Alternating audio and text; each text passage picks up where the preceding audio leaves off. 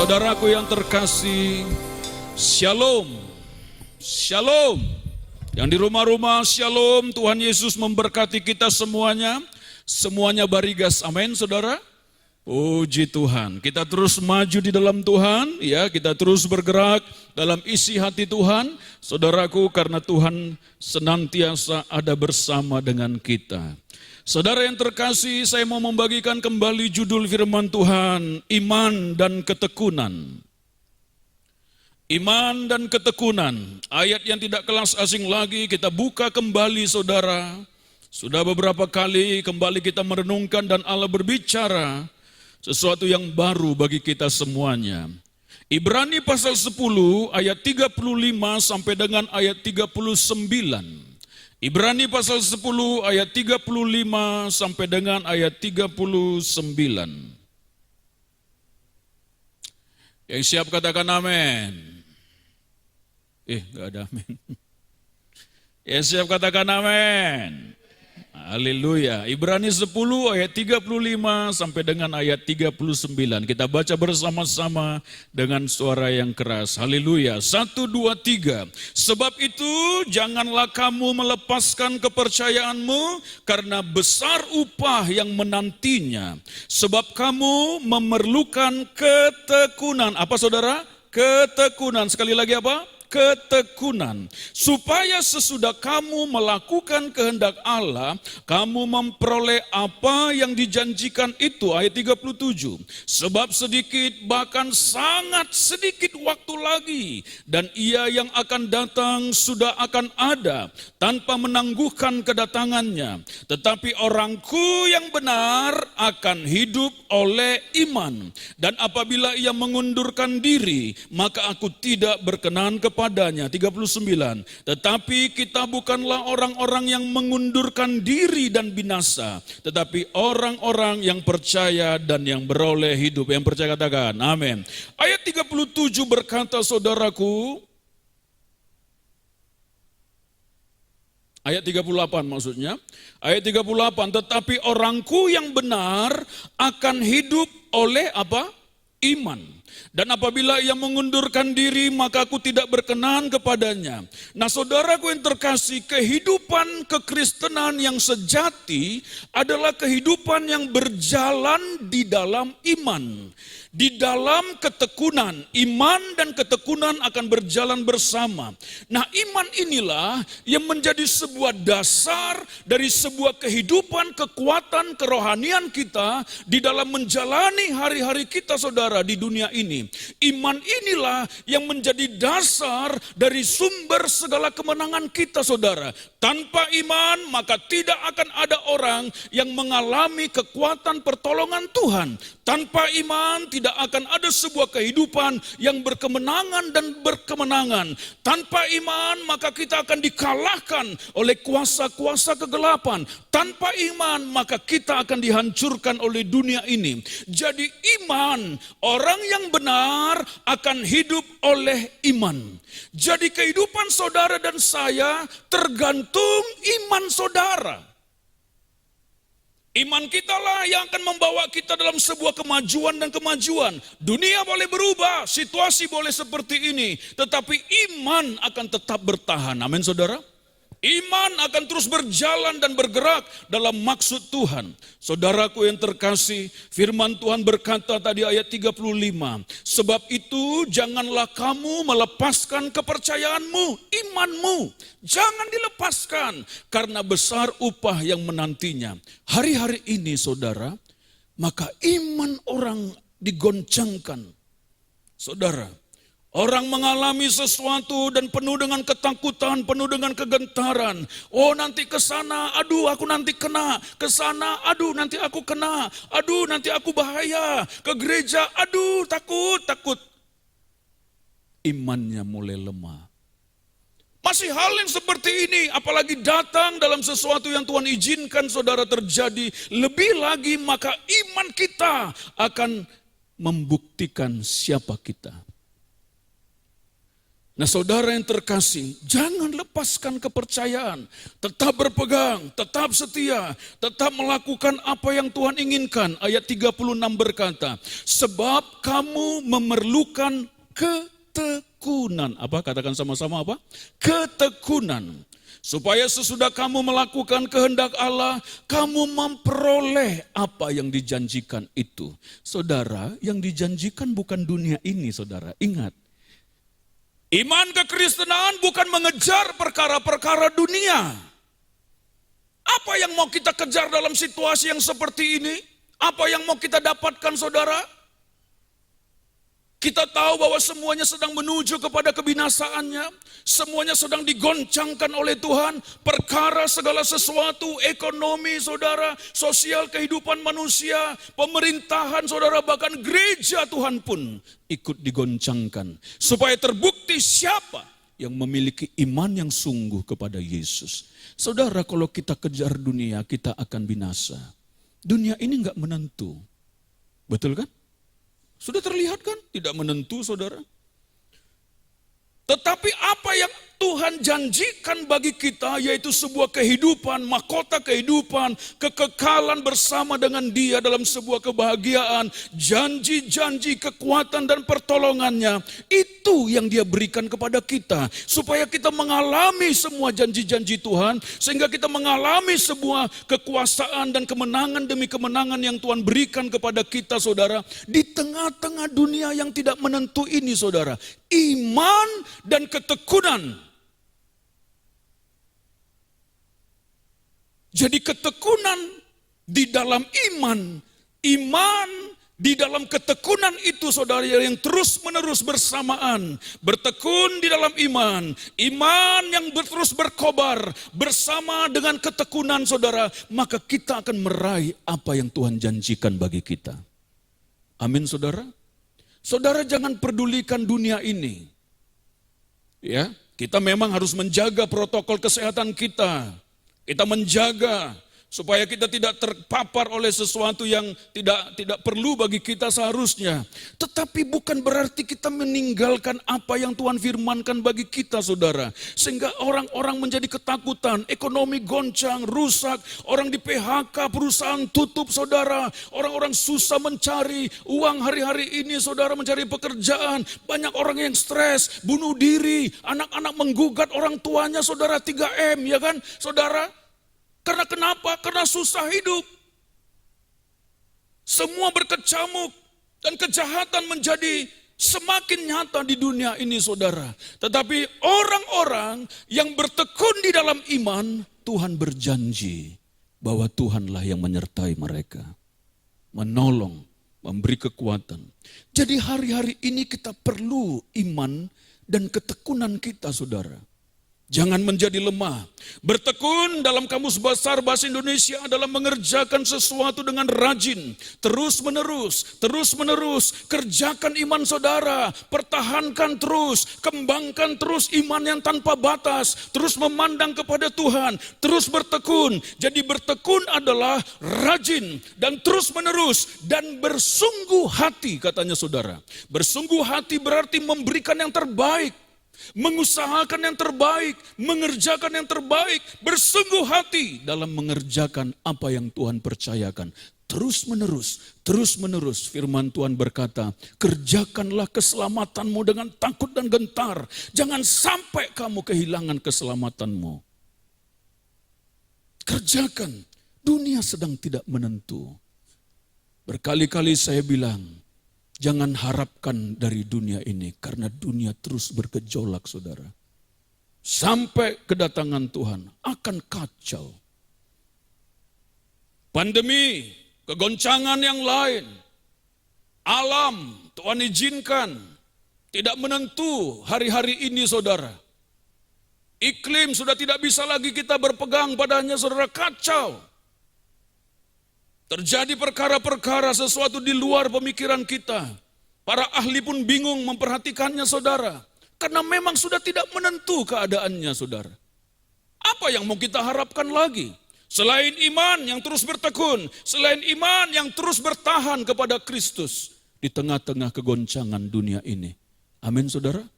hari-hari ini yang dibutuhkan adalah iman dalam ketekunan. Iman akan membuktikan, akan terbukti di dalam ketekunan kita. Orang yang tidak bertekun, itu membuktikan dia tidak memiliki iman yang teguh.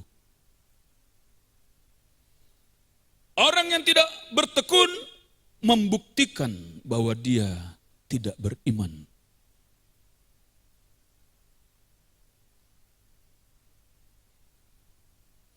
Iman adalah menjadi sebuah kekuatan kita dalam melawan kuasa-kuasa kegelapan. Iman menjadi sebuah kekuatan kita dalam menghadapi virus-virus dunia ini. Seperti virus corona hari-hari ini, saudara. Ya kan? 1 Petrus 5 ayat 8-9, kita baca bersama-sama. 1 Petrus 5 ayat 8 sampai dengan ayat 9. Demikian firman Tuhan ada di depan, 1, 2, 3. Sadarlah dan berjaga-jagalah, lawanmu si iblis berjalan keliling sama seperti singa yang mengaum-ngaum dan mencari orang yang dapat ditelannya. Lawanlah dia dengan iman yang teguh, sebab kamu tahu bahwa semua saudaramu di seluruh dunia menanggung penderitaan yang sama. Betul?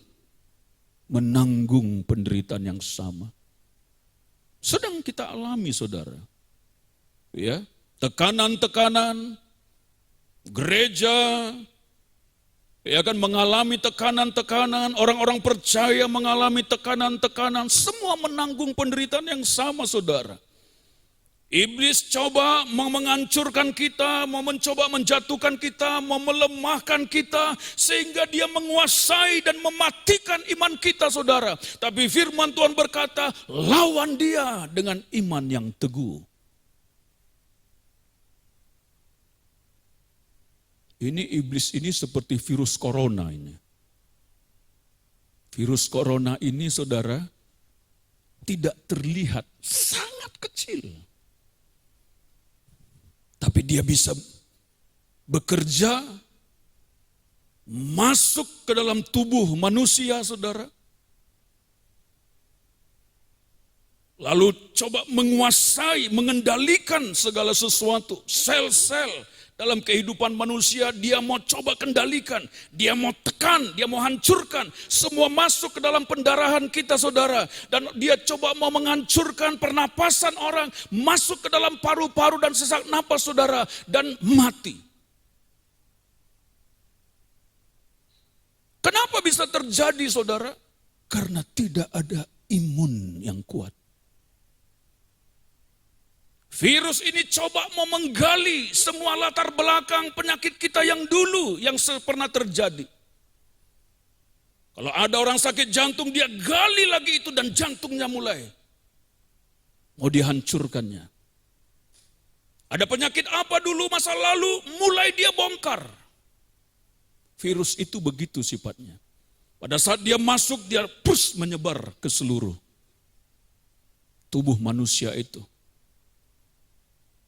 Dia coba mau menghancurkan, saudara. Tapi tahukah saudara apa yang mengalahkan virus itu? Ada obatnya? Tidak ada, katanya. Hanya imun tubuh kita.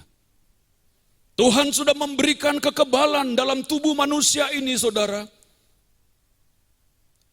Pada saat ada virus, ada sesuatu yang tidak baik masuk ke dalam tubuh kita, maka kekebalan tubuh itu mulai bersuara. Dia mulai mendeteksi dan dia mulai bekerja, saudara.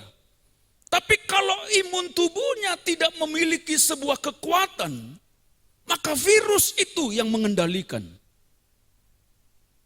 Itulah sebabnya beberapa hari setelah orang kena virus itu, saudara, maka orang itu akan sesak napas, hilang penciuman, demam, mencret.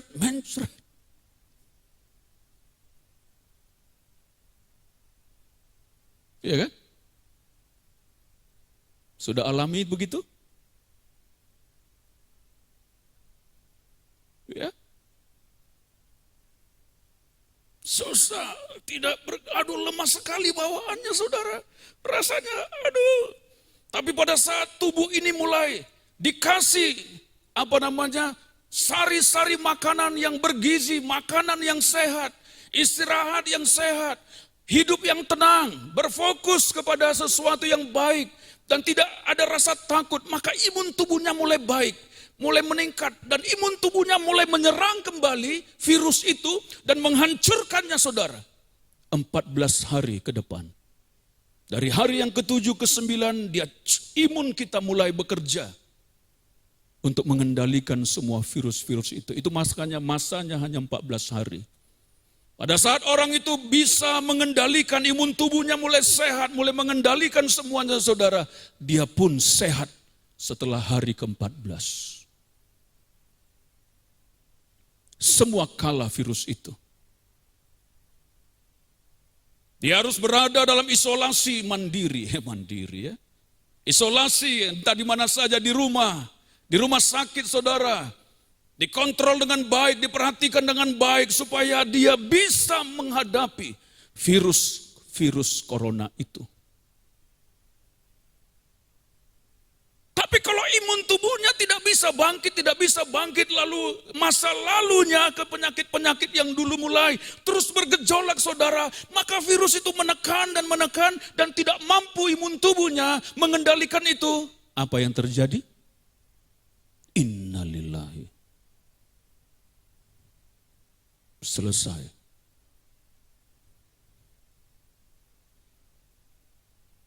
Orang itu pun bisa mati. Bisakah saudara melihat kuasa kegelapan bekerja seperti itu? Dia coba menyerang dan menghancurkan iman seseorang saudara.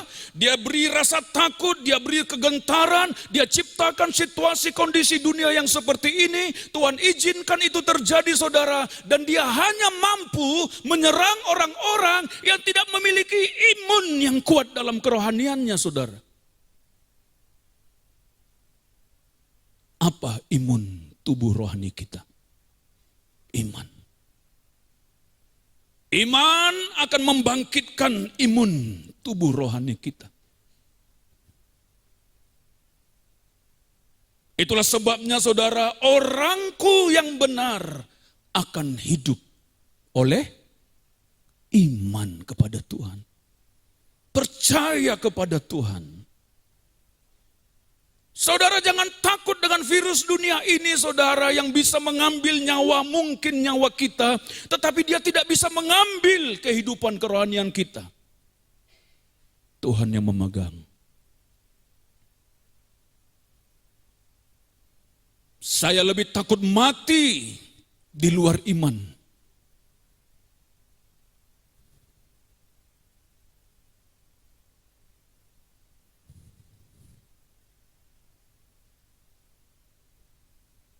Itu lebih berbahaya daripada mati karena corona. Orang mati karena corona, tapi dia punya iman yang kuat. Dia pasti hidup dalam kekekalan. Tapi orang yang hidup lepas dari corona, tapi mati tanpa iman, dia akan mati dalam kekekalan. Jadi mana yang lebih kita takuti? Sekali lagi saya bukan berkata bahwa kita mengabaikan protokol kesehatan menjaga imun tubuh jasmani kita. Tapi kita harus lebih lagi. Seperti kita menjaga kondisi tubuh jasmani kita untuk tetap sehat, makan makanan yang bergizi, minum vitamin saudara, istirahat, tetap tenang, tetap berfokus, tetap bekerja dengan baik. Kita menjaganya dengan waspada sekali. Bukankah kita lebih harus waspada menjaga iman kita? Amin saudara. Di dalam ketekunan dan ketekunan, karena tanpa iman tidak seorang pun akan melihat Tuhan.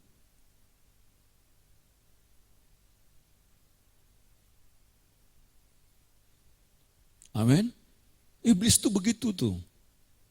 Dia mau coba bangkitkan masa lalu, dia masuk ke dalam kehidupan seseorang. Kau nggak ingat ya, kamu tuh nggak bisa. Nih lo masa lalumu, brengsek lu. Kamu begini kan dulu kan, kamu kan begini, gini kan. Itu iblis, pendakwa.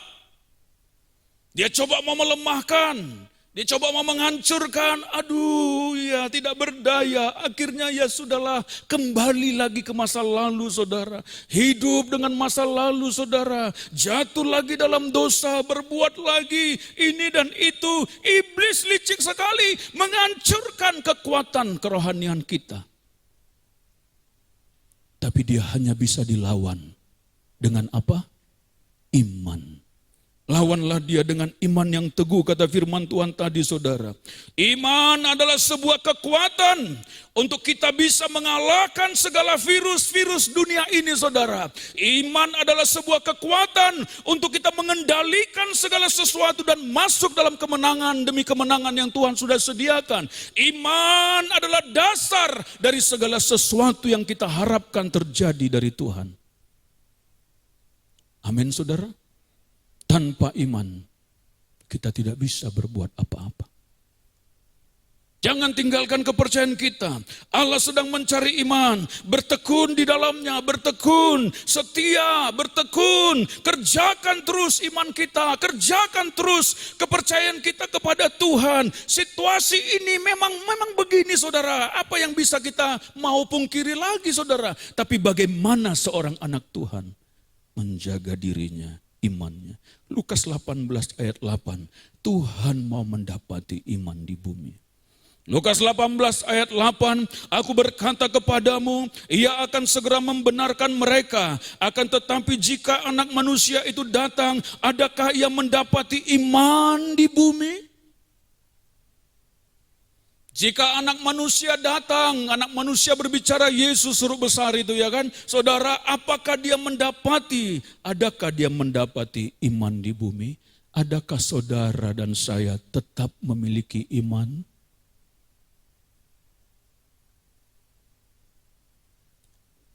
Sampai kita mencapai iman yang tidak bisa lagi dikalahkan oleh situasi kondisi dunia ini walaupun dalam penderitaan seperti Sadrak, Mesak dan Abednego. Kalaupun aku harus mati, biarlah aku mati. Aku tidak akan menyembah patung dewa yang Tuhanku buat.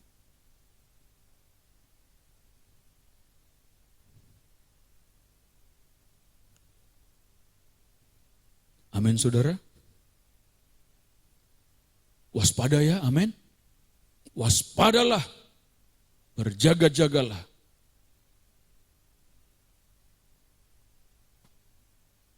Pemerintah kita masih izinkan kita berkumpul dengan memperhatikan protokol kesehatan. Puji Tuhan. Gunakan kesempatan ini untuk kita beribadah. Tapi tetap memperhatikan. Tetap jaga. Jangan jadi tidak ke gereja. Kalau lagi ada kesempatan yang masih Tuhan berikan. Nanti kalau tidak ada, maka akan semakin berat. Berkat dan pertolongan Tuhan turun bagi orang yang hidup dengan iman dalam ketekunan. Yakobus pasal 5 ayat 11 kita baca yuk sama-sama saudara. Yakobus pasal 5 ayat 11.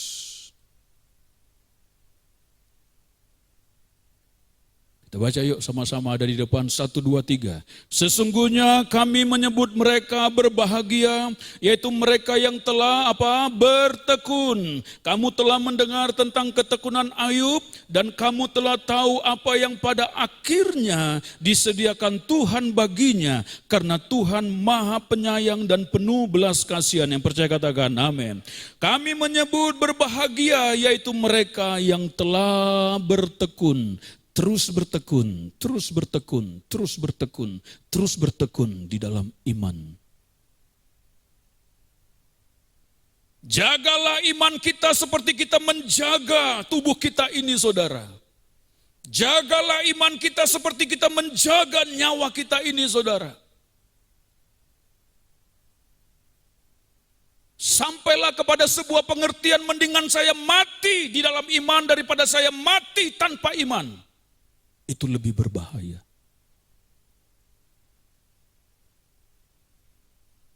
Jangan saudara berkata, itu ada pendeta-pendeta mati loh. Karena virus corona. Berarti dia nggak punya iman ya? Masa dia nggak punya iman? Virus corona itu virus yang menghantam jasmani kita yang Tuhan izinkan bisa terjadi.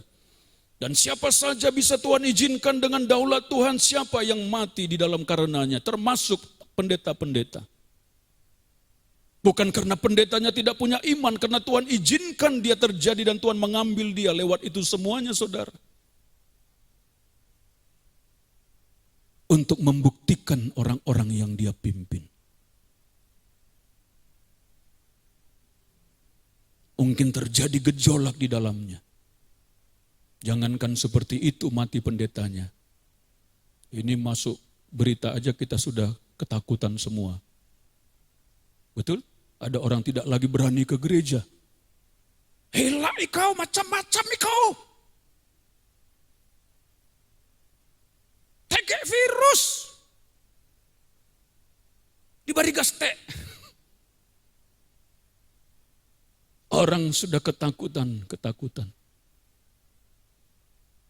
Ke pasar berani, kumpul berani, ke tempat lain. Ke gereja nggak berani, saudara. Aneh kan? Tuhan izinkan kegoncangan terjadi. Apakah kita tetap bertekun di dalam Tuhan? Apakah kita tetap percaya kepada pemeliharaan Tuhan? Apakah kita tetap mencintai dan mengasihi Tuhan? Dan mengutamakan Tuhan lebih dari segalanya dalam hidup kita? Tetap bertekun mencari Dia, tetap bertekun dalam berdoa, tetap bertekun dalam berbuat baik, tetap bertekun di dalam kebenaran firman, tetap bertekun dalam pujian penyembahan kepada Tuhan, tetap bertekun dalam ibadah kepada Tuhan. Apakah kita tetap bertekun? Firman Tuhan berkata, sesungguhnya kami menyebut mereka berbahagia, yaitu mereka yang telah bertekun di dalam iman. Istri Ayub berkata, masihkah kau menyembah Allahmu itu? Ayub marah kepada istrinya. Diam kamu. Kamu berbicara seperti perempuan dursila. Ayub tidak meninggalkan Tuhan dalam segala situasi yang dia alami. Itulah sebabnya dia disebut berbahagia. Karena pada akhirnya Tuhan memberikan apa yang disediakan baginya. Karena Tuhan Maha Pengasih dan Maha Penyayang. Amin, saudara. Berbahagia loh kita jadi anak Tuhan, amin. Berbahagia kita jadi orang Kristen loh. Orang yang dipilih Tuhan, dipanggil Tuhan. Walaupun diproses dalam masa-masa pembentukan, masa-masa ujian, terus bertekun, terus setia, terus bertekun, terus beribadah kepada Tuhan, terus bertahan dalam iman, terus mengembangkan iman percaya kita kepada Dia. Itulah ketekunan. Iman dan ketekunan tidak bisa dipisahkan. Orang yang memiliki iman pasti dia bertekun dan setia menghadapi segala situasi yang Tuhan izinkan terjadi. Orang boleh ngomong sana sini bla bla bla bla bla bla bla bla bla bla, elah ikau bahaya ikau kare, la bla bla bla bla, segala macam.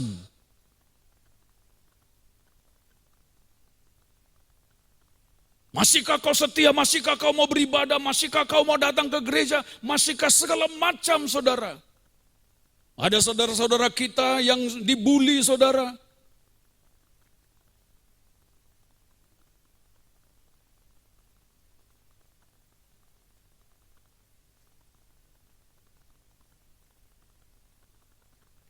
Tetap bertekun, amin. Tetap bertekun, amin. Saudara dengarkan firman Tuhan. Mau masuk awal 20 2019 kita berbicara, Tuhan sedang akan menggoncangkan. Untuk membuktikan yang tidak tergoncangkan. Kerajaan yang tidak tergoncangkan. Dan pada saat itu digoncangkan, bla bla bla bla bla bla bla bla. Dia bukan hanya membuktikan apa yang tidak tergoncangkan, tapi janji firman Tuhan, dia menghantarkan ke tempat itu segala berkat, segala emas dan perak, segala kemuliaan kepada tempat atau orang-orang yang ada dalam kerajaan yang tidak tergoncangkan itu. Siap sedialah, bersiap-siaplah saudara, karena akan ada kemuliaan Tuhan yang jauh lebih besar. Amin. Bersiap-siaplah saudara, karena Tuhan pasti menggenapi janjinya bagi kita. Amin saudara. Jangan putus asa, jangan lemah iman kita, jangan patah semangat. Tuhan pasti berpegang pada apa yang Dia katakan. Dia bukan manusia seperti kita bisa berbohong atau melupakan apa yang Dia janjikan. Tapi Dia adalah Allah yang hidup, yang berpegang pada janji. Dan itulah yang kita pegang. Kalau Dia berjanji menyertai kita, pasti Dia menyertai. Kalau Dia berjanji menolong kita, pasti Dia menolong. Kalau Dia berjanji menyatakan kuasa kemuliaannya, pasti Dia nyatakan. Kalau Dia berjanji ada penuaian raya yang besar-besaran di akhir zaman, pasti itu terjadi. Amin saudara. Kita bagian dari kegerakan itu. Amin. Persiapkan diri terus menerus bertekun dalam iman dan kerjakan bagian kita, bergandengan tangan kita bersama-sama saudara. Semua mengambil bagian dalam pekerjaan pelayanan apa yang Tuhan percayakan. Bawa jiwa-jiwa bagi Tuhan. Bagaimana caranya situasi begini bawa jiwa? Hubungi mereka. Bawa mereka komsel online kita. Hubungi mereka. Doakan dia lewat video call saudara. Karena kalau saudara datang ke rumah, saudara bisa diusir. Atau pintu ditutup. Atau ngomong dari jendela. Itulah keadaan dunia betul hari-hari ini. Tapi sebenarnya mereka rindu untuk bertemu. Mereka rindu, tapi iman mereka tidak sekuat untuk mereka mampu mengalahkan ketakutan. Ada yang begitu. Kita teguhkan. Amin saudara. Itu tugas kita. Gereja harus terus bergerak dalam ketekunan mengerjakan bagiannya. Gereja harus terus menjangkau jiwa walaupun situasi seperti ini. Kita gunakan apa yang bisa kita gunakan untuk kemuliaan Tuhan. Jangan habiskan kuota saudara hanya untuk menonton yang tidak perlu. Tapi habiskanlah kuotamu untuk kamu bisa mendoakan orang, meneguhkan imannya. Nanti kita ada pelayanan, nanti semuanya harus gerak menjangkau semuanya untuk bisa masuk ke dalam pelayanan itu.